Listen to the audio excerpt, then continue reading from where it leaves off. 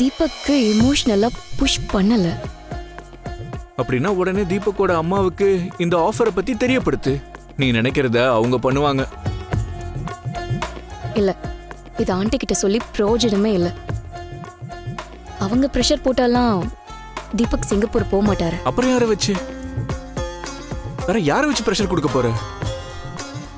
அவர் யாருக்காக சிங்கப்பூர் போக மாட்டேன்னு சொல்றாரோ அவளை வச்சுதான் தீபக்க சிங்கப்பூர் அனுப்பணும். அந்த காவியாவை வச்சு தீபக்க நாடேறேன்.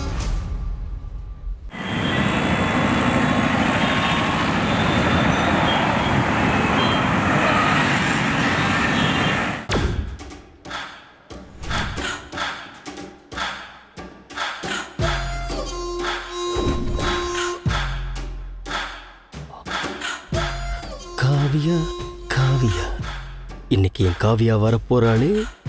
நாங்க பார்த்துக்க போறோம், பேசிக்க போறோம்.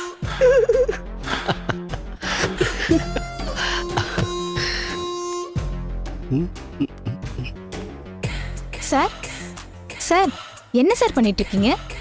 பார்த்தா தெரியல, ரிலாக்ஸ் பண்ணிட்டு இருக்கேன். ஆமா, காவியா வர டைம் ஆயிடுச்சா? ஆயிடுச்சு சார். அப்போ ஓகே, நான் இப்படியே படுத்துக்கிறேன். நீங்க என்ன போத்தி விட்டுருங்க. Okay sir. சரியா? வாங்க வாங்க வாங்க, போத்தி விடுங்க. சீக்கிரம் சீக்கிரம் கொடுங்க. அப்புறம் சிஸ்டர், ஒரு முக்கியமான விஷயம், எக்காரணத்தை கொண்டு என் அக்கா கிட்ட சொல்லிடாதீங்க. எல்லாத்தையும் சொதப்பிடுவாங்க. ஓகே? Okay sir.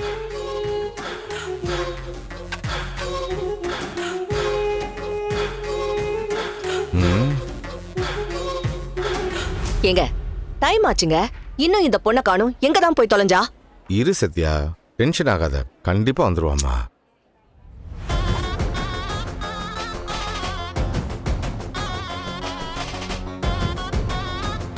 வந்தாச்சு. ஏன் இவ்வளவு நேரம்? டிராபிக்ல வர வேண்டாமாங்க? சும்மா வாய் பேசாம சீக்கிரம் போய் உள்ள பேசு முதல்ல. சார், காவியா வந்துட்டாங்க. வந்துட்டா? ஓகே ஓகே, கரெக்டா இருக்குல்ல? ஓகே. Okay sir.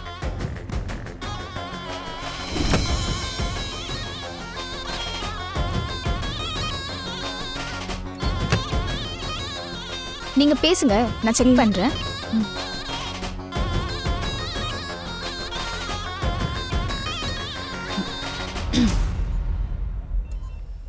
உத்தமன் சார்,